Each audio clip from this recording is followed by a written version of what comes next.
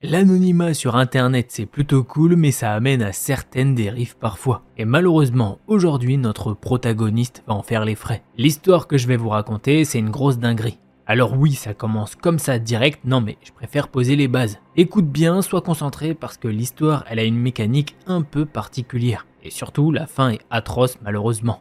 Du coup l'histoire que je vais vous raconter se déroule au Guatemala. Alors non, pas du tout, l'histoire se déroule aux États-Unis d'Amérique. De toute façon, il n'y a que là-bas qu'il peut se passer des trucs comme ça.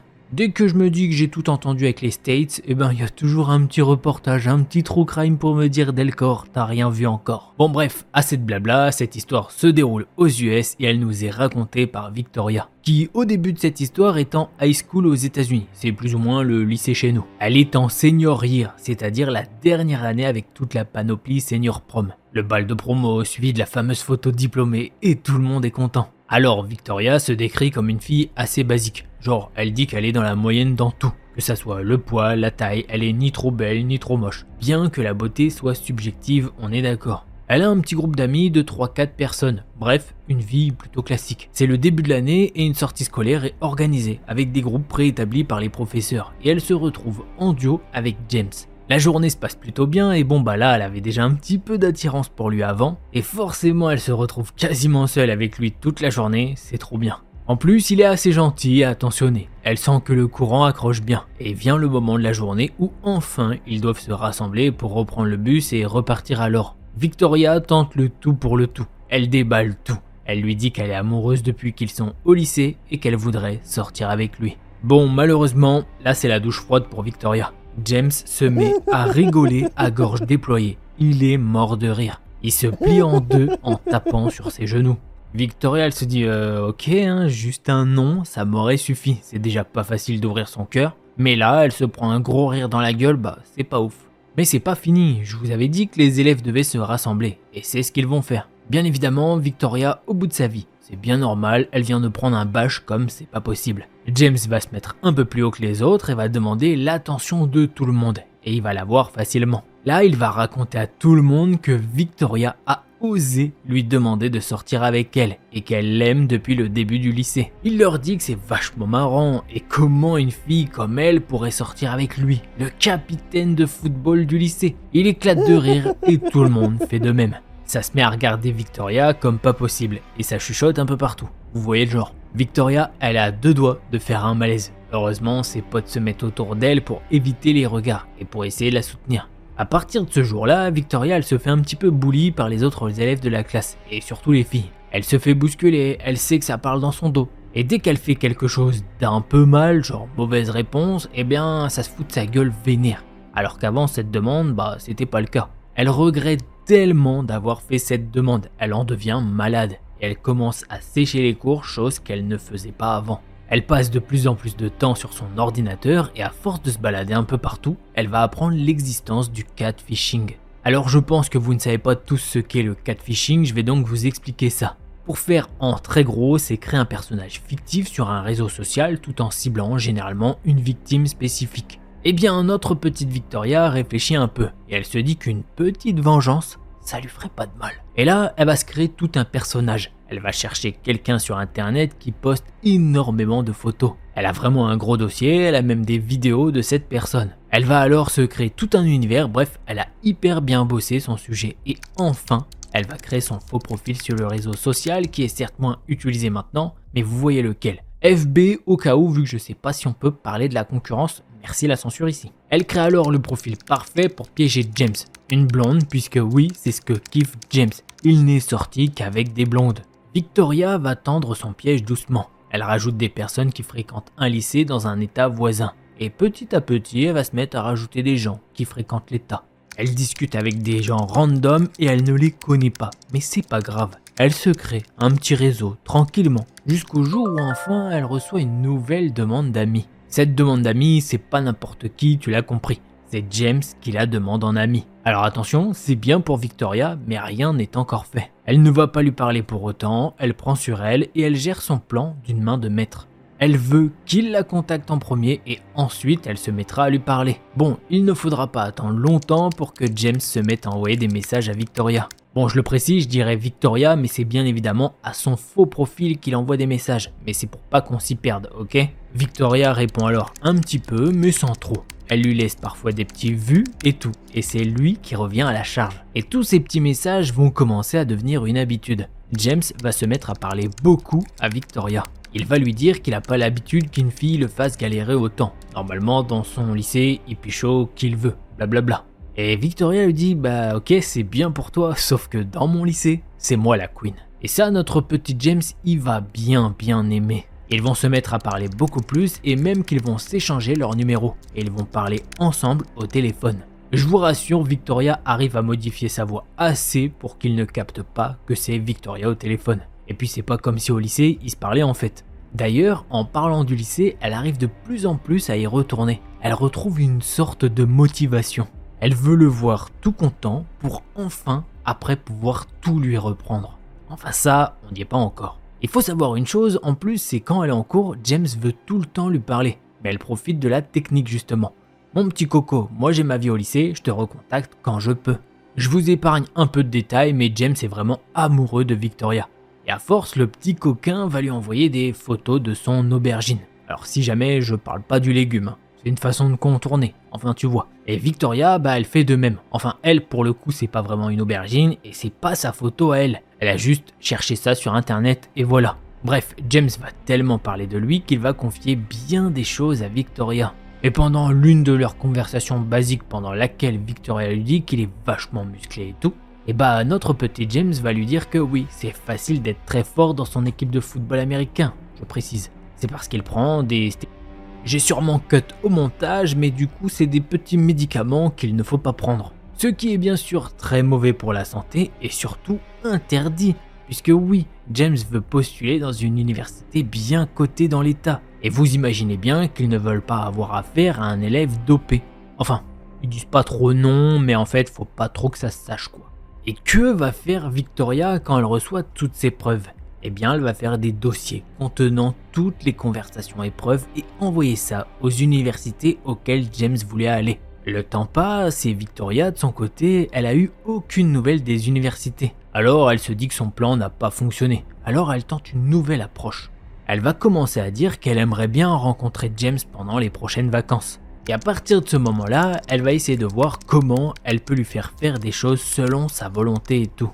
Je vous passe certains détails, mais on arrive au moment où elle lui dit qu'elle aime bien faire des choses habillées en latex. Elle fait comprendre à James que pour leur première fois ensemble, elle aimerait vraiment bien qu'il soit habillé comme ça. James, au début, il lui dit qu'il a jamais fait ça et tout, mais Victoria le rassure un peu. Et elle lui dit qu'un homme qui fait ça pour elle, c'est son petit péché mignon. Bref, elle a réussi à le faire acheter une combinaison spéciale. Et elle lui dit vas-y, envoie-moi des photos de toi dedans. Au début, il hésite, mais elle lui envoie des photos coquines aussi. Alors lui il le fait également. Et là, ça y est, Victoria vient d'avoir sa vengeance ultime. Elle a des photos de lui assez compromettantes. Elle enregistre tout plusieurs fois, que ça soit sur son ordinateur normal, son ordi portable, son téléphone, un disque dur. Je vous préviens, faut pas faire chier Victoria.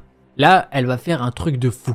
C'est faire imprimer 2000 feuilles A4 avec la photo très compromettante et le lundi matin, quand tout le monde arrive au lycée, le lycée est juste recouvert de photos de James. Il y en a littéralement partout. Comment Victoria a pu faire ça? C'est simple, l'un des gardiens du lycée qui était de garde est un très bon ami de son père. Alors Victoria lui a dit « Je dois me venger de ce gars, il m'a détruit mentalement ». Le gardien a accepté étant donné que lui aussi a été harcelé plus jeune au lycée. Alors James, il a beau être le leader de l'école, champion de l'équipe de foot et tout, des photos comme ça, tu t'en remets pas. Au lycée, il passe pour une merde quoi. En plus de ça, il a des problèmes avec la direction, comme si c'était lui qui avait posté ça. Et alors là, comme si c'était pas assez pour James, dans l'après-midi de ce lundi-là, il va apprendre que 2 universités dans lesquelles il voulait aller avaient eu vent de ses photos, et qu'en plus des dossiers qu'ils avaient reçus plus tôt, c'était mort pour lui. Il ne pourrait pas aller étudier dans ces universités-là. Pour le coup, vous imaginez bien que James et sa famille ne vont pas en rester là. C'est avocat et tout le tralala. Et une enquête de police est faite. Et bon, malheureusement, fallait s'en douter, il tarde pas trop à comprendre qui a fait ça. Dans un lycée comme ça, aux États-Unis, il y a des caméras de sécurité. Et Victoria a essayé de se camoufler avec son sweat à capuche et tout. Mais bon, elle connaissait pas non plus tous les spots de caméra. Alors parfois, on voyait son visage. Victoria a eu une belle vengeance, mais elle va écoper d'une sentence de 6 mois dans un centre pour ados difficiles. Victoria, elle dit rien, mais elle est en mode « Ok, bon, ça va, je pensais que ce serait pire comme punition ». La vie au lycée continue pour James, enfin, oui, mais non. Elle continue, mais dans un autre lycée, et dans un autre état. Parce que après tout ça, la réputation qu'il avait dans le lycée était atroce. Ce sont les amis de Victoria qui lui ont raconté ça le week-end quand elle avait accès à son téléphone portable. Les rumeurs sur James, c'était du grand n'importe quoi. Comme quoi il torturait des animaux dans cette combinaison et qu'il faisait des sacrifices. Comme quoi il aimait regarder les gens dormir par les fenêtres. Bref, il y avait énormément de rumeurs. Enfin, après 6 mois à l'écart de la maison familiale, Victoria peut enfin retourner chez elle. Alors pour le coup, Victoria a eu des cours pendant son camp de redressement, si je puis dire. Mais elle ne passera pas ses examens dans son ancien lycée, car oui, pour le coup, elle a été virée pour son acte. Elle va alors finir son année scolaire à la maison et elle va faire son examen en candidat libre. Et grande surprise pour elle, elle obtient son diplôme. Voilà, l'histoire pourrait se terminer là, mais non. C'est pas que le commencement, mais bon, il y a encore des petites choses. Il y a les vacances qui se passent et Victoria enchaîne les demandes pour l'université et tout. C'est assez compliqué aux États-Unis, surtout son petit dossier là qui part mal. Et ils ont pas notre chance aux États-Unis, c'est payant partout et ça fait un énorme prêt étudiant. Bref, tout ça pour dire que Victoria, elle a l'esprit un peu partout. Mais elle remarque quand même quelque chose. Le soir, vers 23h minuit, elle peut apercevoir quelqu'un qui est sur le trottoir de l'autre côté de la rue et qu'il regarde sa maison pendant 5-10 minutes. Elle ne sait pas quoi faire, alors elle ferme ses rideaux. Ça, plusieurs jours de suite. Et un autre soir, pas comme les autres, pour le coup, vu que ses parents sont partis en soirée chez des amis à eux, elle peut entendre un bruit qu'elle n'arrive pas à identifier. Alors elle arrête ce qu'elle est en train de faire et va voir d'où peut venir le bruit. Et forcément, plus elle avance et plus elle entend ce bruit. Elle descend les escaliers qui mènent au rez-de-chaussée. Elle arrive à entendre que le bruit vient de la cuisine. Et elle va très vite comprendre que ça venait de la porte arrière qui se trouvait dans la cuisine, puisque maintenant, ce qu'elle entend, c'est que la porte vient d'être ouverte. Sauf que quand ça se passe, elle est sur le seuil, prête à rentrer dans la cuisine, et la personne qui vient d'ouvrir la porte n'est autre que James. Et Victoria, elle comprend tout de suite qu'il vient pas pour faire la causette, car dans sa main se trouve un couteau. En voyant ça, elle prend ses jambes à son cou et va courir de l'autre côté de la maison. Elle veut ouvrir la porte d'entrée principale et se barrer chez des amis de sa famille qui se trouvent à 4 maisons de distance de la sienne. Elle va réussir à courir jusqu'à la porte d'entrée et ouvrir la porte. Elle est sur le porche de sa maison qu'elle peut apercevoir James qui lui est encore dans la maison, en train de regarder par où elle est partie. Mais malheureusement, leurs regards se croisent. Elle essaie alors de courir le plus vite possible, mais elle a même pas atteint la deuxième maison que James va la faire trébucher par terre violemment. Il va la jeter au sol et la traîner dans le jardin. Elle essaye de hurler, mais il va lui mettre la main sur la bouche. Après ça, il va prendre une sorte de chiffon dans sa poche et il va lui mettre dans la bouche. Il va la retourner pour qu'elle se retrouve le ventre sur le sol. Et il va lui relever son t-shirt et là, elle va sentir une douleur insupportable. Elle peut sentir qu'il est en train de lui taillader le dos et ça lui fait un mal de chien. Elle hurle tellement que ça lui explose la boîte crânienne. Les larmes coulent sur ses joues et elle ne demande qu'une chose, c'est que toute cette douleur s'arrête maintenant. Elle nous dit qu'elle a l'impression que tout ceci semble avoir duré une éternité. Elle sent que son dos est meurtri. Elle va entendre ce fou se mettre à rire en la prenant en photo. Il va alors lui dire « Bah voilà, comme ça, t'auras un souvenir de moi ». Et d'un coup comme ça, elle peut entendre qu'il est en train de partir au loin. Après des efforts incommensurables, elle va ramper avec toute sa volonté. Et elle va taper à la porte avant des propriétaires de la maison. Tout ça en rampant, elle essaye de crier, mais plus aucun son ne sort de sa bouche, comme si elle était devenue aphone. Par chance, une femme va lui ouvrir la porte. Et juste après l'avoir vue, Victoria va totalement blackout. Elle nous dit qu'elle a tout donné et que son corps a dû lâcher prise en se disant « il faut que je fasse confiance à cette personne, j'ai pas le choix ». Là, les quelques événements après, on lui a raconté ce qui s'est passé, car elle n'était pas consciente. La femme a appelé directement les urgences qui pour le coup sont arrivées en 4e vitesse et Victoria a été prise en charge. La police est arrivée très peu de temps après. Plus tard, à l'hôpital, Victoria s'est réveillée sous perfusion car elle avait perdu énormément de sang. Quand elle s'est réveillée, seul son père était présent dans la pièce car l'hôpital n'autorisait qu'une seule personne pour veiller sur elle. Son père lui a appris que celui qui l'avait attaqué avait commis un acte horrible et avait tailladé son dos en écrivant plusieurs lettres qui forment un mot. les lettres étant B-I-T-C-H, ce qui signifie en français P-U-T-E. Un acte horrible, et Victoria lui demande alors où est la police, car elle veut porter plainte contre James. Son père va la calmer et lui dire qu'elle doit pas stresser et tout. James s'est rendu de lui-même à la police en étant heureux et fier de l'acte qu'il venait de commettre. Il leur a montré les photos de ce qu'il venait de faire. Un psychologue a examiné James et il en est ressorti que son état mental était préoccupant, autant pour les autres que pour lui. Il était sous un cocktail assez explosif, médicaments, substances et du glouglou pas bon pour la santé. Après un énorme choc et un temps d'adaptation, Victoria a décidé avec un tatoueur professionnel de lui faire un énorme tatouage dans le dos, avec beaucoup de références à sa vie et des choses qui lui tiennent à cœur. Quand Victoria écrit ce texte, elle est toujours dans un état psychologique instable. Elle culpabilise d'un côté d'avoir fait sombrer un homme dans la folie. Mais quelle folie!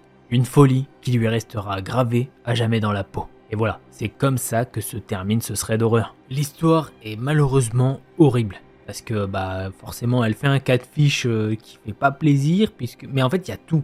Elle est séquencée l'histoire, je trouve. Il y a vraiment lui il se fout de sa gueule, tout le monde la bully après au lycée, donc forcément le harcèlement scolaire c'est non. De là elle se venge avec une manipulation assez tordue quand même. Et de là c'est l'escalade, lui je sais pas, il a pété un câble, enfin bref sa vie elle est un peu niquée et tout. Et forcément il y a tout qui va mal, je sais pas, c'est une dinguerie le thread, je sais pas ce que vous en avez pensé. Et justement on va passer au second.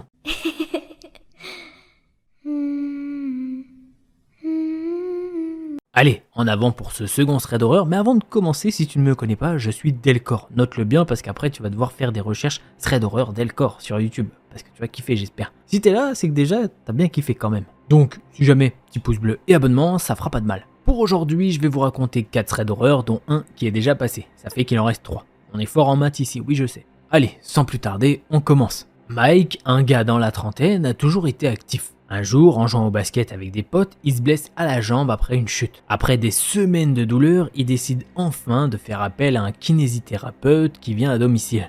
Les premières séances se passent bien avec le mec habituel. Mike se sent en confiance, comme s'il était entre de bonnes mains pour se remettre sur pied. Les premières séances avec le kiné habituel se passent sans accroc. Mike est content de voir qu'il progresse. Le mec est sympa, il lui explique chaque mouvement et Mike se sent de plus en plus à l'aise. Il parle de tout et de rien, des matchs de basket, des séries qu'il regarde et Mike oublie presque la douleur à sa jambe. Chaque fois que le kiné arrive chez lui, c'est comme une petite routine. Mike s'installe sur le canapé avec des coussins pour surélever sa jambe et le kiné commence à lui faire des exercices. Parfois ils rigolent ensemble et Mike sent que ça l'aide vraiment à avancer dans sa réhabilitation. Les séances se succèdent et la douleur diminue petit à petit. Mais un jour, alors qu'il attend son kiné comme d'habitude, il reçoit un message. Son kiné est malade et ne pourra pas venir. À la place, une femme va le remplacer. Mike est un peu sceptique, mais bon, il se dit qu'il n'a pas vraiment le choix. Après tout, c'est toujours un peu bizarre de changer de thérapeute, surtout dans un cadre aussi personnel que chez lui. La kinésithérapeute arrive à l'heure, portant une blouse blanche qui lui donne un air professionnel. Mike l'accueille avec un sourire timide, essayant de cacher son anxiété. Elle se présente comme Clara et son regard est perçant, comme si elle analysait déjà la situation. En entrant dans le salon, elle jette un coup d'œil autour d'elle, puis s'installe près de Mike sur le canapé. « Alors, prêt pour un peu de rééducation ?» dit-elle d'un ton enjoué, mais il y a quelque chose dans sa voix qui fait tiquer Mike. Il hoche la tête tentant de se détendre. Au début, elle semble sérieuse, concentrée sur son travail. Mais rapidement, il remarque qu'elle se montre un peu trop tactile. Elle touche sa jambe avec une assurance qui lui fait un petit peu bizarre. Les premières minutes se passent et Mike essaye de s'immerger dans les exercices. Clara lui explique ce qu'elle va faire, mais il n'arrive pas à chasser cette sensation étrange.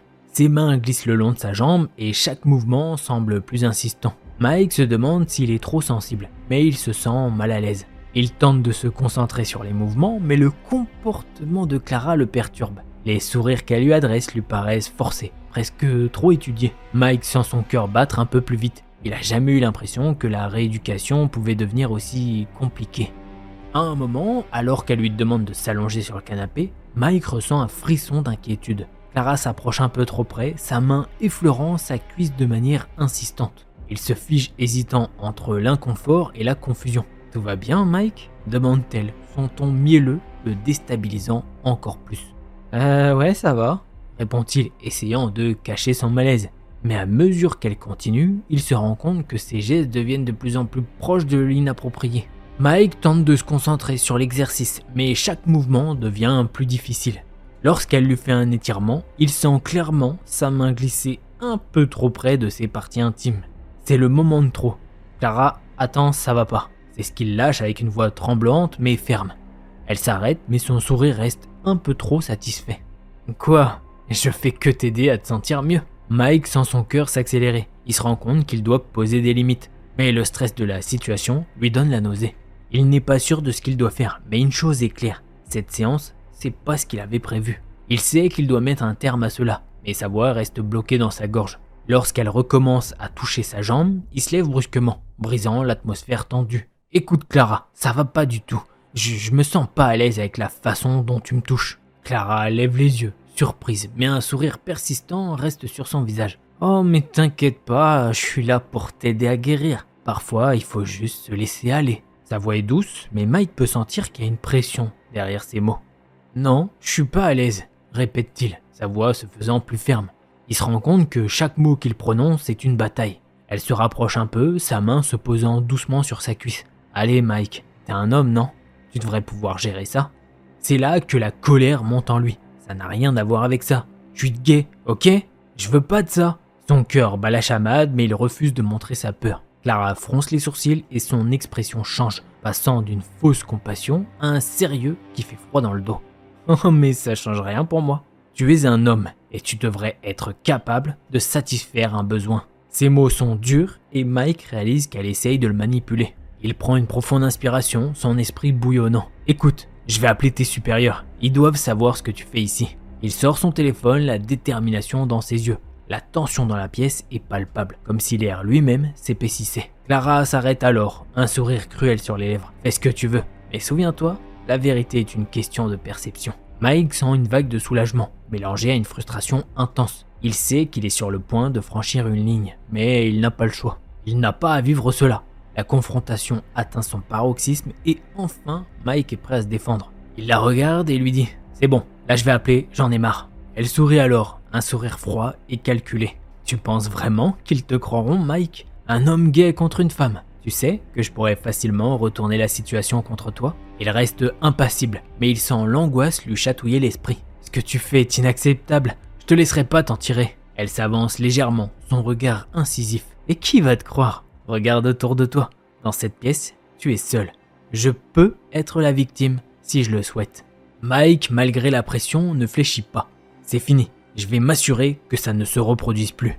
Mike, déterminé, compose le numéro de l'organisation qui gère les kinés. Pas le temps de tergiverser, il doit agir. Alors que le téléphone sonne, il lance un regard à Clara, qui reste immobile, son sourire s'effaçant lentement. « Tu sais, Mike, c'est pas une bonne idée ce que tu fais, » dit-elle, sa voix calme, mais avec une menace sous-jacente. Il la fixe, son cœur battant la chamade. « Ça suffit, Clara, je vais pas rester ici à me sentir menacé. » La voix au bout du fil finit par répondre et il explique rapidement la situation, sa respiration s'accélérant. Clara se lève lentement et son attitude devient sérieuse. « Tu penses vraiment que ça va te protéger ?» demande-t-elle, presque moqueuse. Elle fait un pas vers lui, mais cette fois, il ne recule pas. « J'ai pas peur de toi !» L'adrénaline lui donne du courage. Il raccroche, le soulagement le traverse. « Je vais faire en sorte que tu ne fasses plus ça à personne. » Clara, sur le point de partir, jette un dernier regard à Mike. « Très bien, fais ce que tu veux. » Elle quitte l'appartement, laissant Mike seul. Il prend une profonde respiration, conscient qu'il vient de poser une limite. Après cet incident, Mike n'a plus jamais revu cette kiné. Il est retourné avec l'autre kiné, et là, ça s'est très bien passé. En PS, Mike nous avoue qu'il avait un petit crush sur le kiné d'ailleurs. Et malheureusement pour lui, c'était pas réciproque.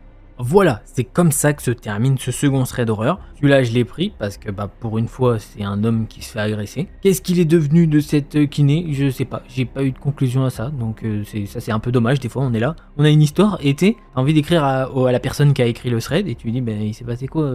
C'est quoi la conclusion ? Elle est où ? Elle a été arrêtée, elle a changé de cabinet de kiné, etc. Qu'est-ce qui s'est passé ? Est-ce que vraiment ils l'ont cru, ou est-ce qu'il est allé plus loin il est pas allé plus loin dans ses démarches, et du coup, elle a pas été virée, je sais pas. Voilà. On passe au prochain thread d'horreur.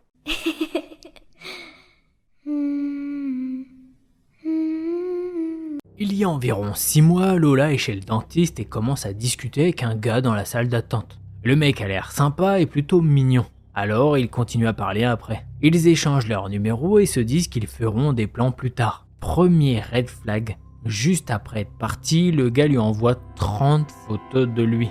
Elle trouve ça bizarre. Quelques jours passent et ils prévoient d'aller dîner ensemble. Il vient la chercher chez elle, ce qui, en rétrospective, n'était pas la meilleure idée. Le dîner et la conversation se passent bien, mais là, il lui raconte une histoire étrange. Deuxième red flag, il lui dit qu'il y a 1 an, il s'est retrouvé dans un avec le frère de son ex. Lola, curieuse, lui demande pourquoi ils en sont venus à se tirer dessus. Il répond alors qu'il en a aucune idée. Elle lui pose encore quelques questions et il jure qu'il était juste venu rendre des services après leur rupture et que son frère a commencé à tirer, donc il a rappliqué. Après cette histoire louche, il lui dit qu'il a 2 billets pour aller voir un chanteur de soul qu'ils aiment tous les deux pour le lendemain soir.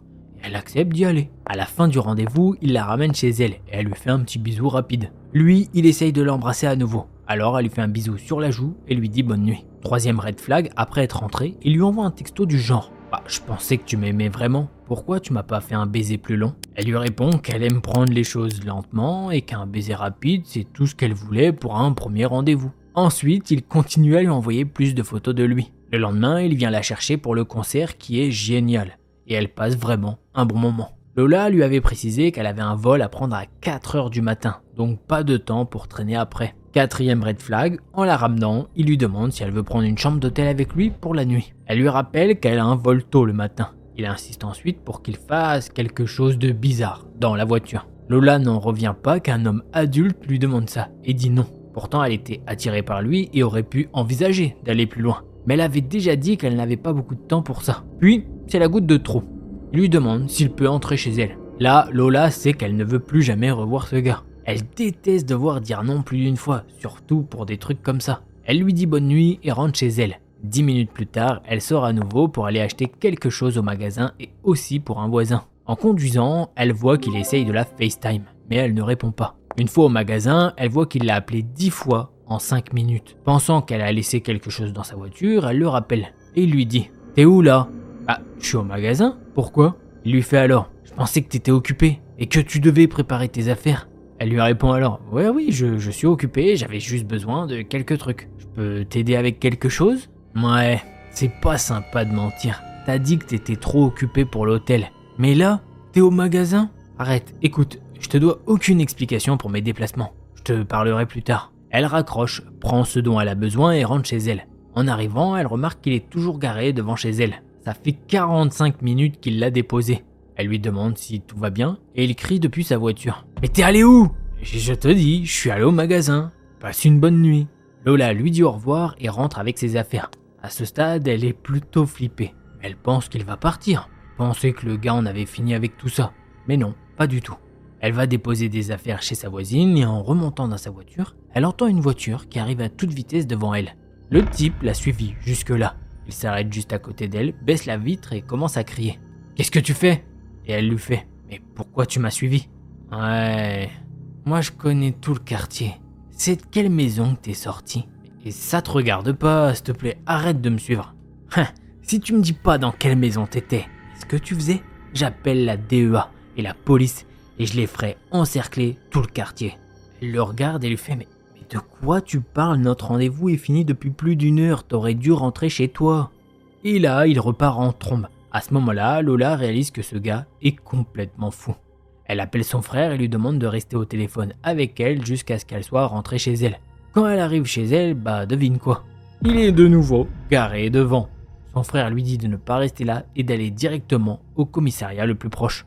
Lola commence à conduire et le type se remet à la suivre. Arrivé au commissariat, il comprend où elle est allée et il file. Elle explique à un officier ce qui s'est passé et il lui propose de l'accompagner chez elle. Une fois arrivé à son domicile, y a Monsieur Crazy Pants qui est de retour, toujours garé devant sa maison. Mais cette fois, il voit l'officier derrière elle et s'éloigne à nouveau. L'officier lui propose de rester dans le coin encore quelques heures pour surveiller. Lola n'a pas bloqué ce Monsieur Crazy Pants tout de suite. C'est un jeu de mots pour dire il a le caleçon en feu, un petit peu. Histoire de voir s'il disait autre chose d'effrayant pour avoir plus d'infos pour son rapport à la police. Environ 1 heure plus tard, l'agent frappa à sa porte et lui dit que le gars essaye de se cacher au coin de la rue, probablement pour se garer à nouveau devant chez elle. L'officier va le voir et lui dire de partir et heureusement, il l'escorte hors du quartier.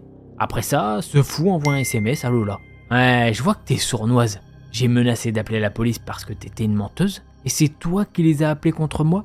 T'es vraiment irrespectueuse. J'aurais dû les appeler contre toi en premier. Elle lui répond alors, j'ai pas appelé la police, je suis allé au poste parce que tu me suivais. Il lui dit alors, mais je te suivais pour ma sécurité. T'as menti sur l'endroit où t'étais, et tu sais ce que j'ai vécu. Elle lui répond, mais si tu te sentais pas en sécurité, pourquoi t'es juste pas rentré chez toi? Et il lui répond encore de nouveau, mais pourquoi tu m'as pas dit où t'allais? À ce stade, Lola arrête de répondre et éteint son téléphone. Le lendemain matin, elle le rallume et découvre qu'il a envoyé plus de 50 messages avec des mèmes sur la confiance et le respect. Elle se prépare pour son vol et son oncle vient la chercher pour l'emmener déposer une plainte à la police. Après ça, elle bloque enfin ce fou. Pendant la semaine qui suit, son oncle ou un autre ami la raccompagne chez elle, histoire qu'elle ne soit pas seule. Elle ne le revoit plus, mais il trouve le moyen de lui envoyer un dernier message via une application de messagerie. Il lui dit qu'il l'aime et qu'il veut tout recommencer à zéro. Lola le bloque immédiatement et depuis, elle n'a plus jamais eu de nouvelles. La plus grande leçon qu'elle a retenue de cette expérience, c'est de toujours faire confiance à son instinct. Elle savait qu'il y avait quelque chose qui clochait chez ce type dès le début. Elle n'aurait jamais dû accepter ce deuxième rendez-vous. Et surtout, elle a appris à ne jamais dire à quelqu'un qu'elle vient de rencontrer où elle habite, surtout pour un premier rendez-vous. Elle suit toujours cette règle, mais cette fois, elle a baissé sa garde et ça aurait pu très mal finir. Voilà, c'est comme ça que se termine ce thread d'horreur que j'ai adoré. C'est le chien qui se mord la queue. Le gars, il est fou. Il est fou. Mais je vais appeler la police, moi tu m'as pas dit où t'étais, hein. On n'est pas ensemble, casse-toi. Le mec, il a pas trop compris la drague. Je crois qu'en plus, apparemment, elle l'aimait bien et tout, hein. Donc franchement, elle aurait pu aller avec ce mec. Et juste, là, non, il était trop chelou. Bref, on passe au prochain thread d'horreur.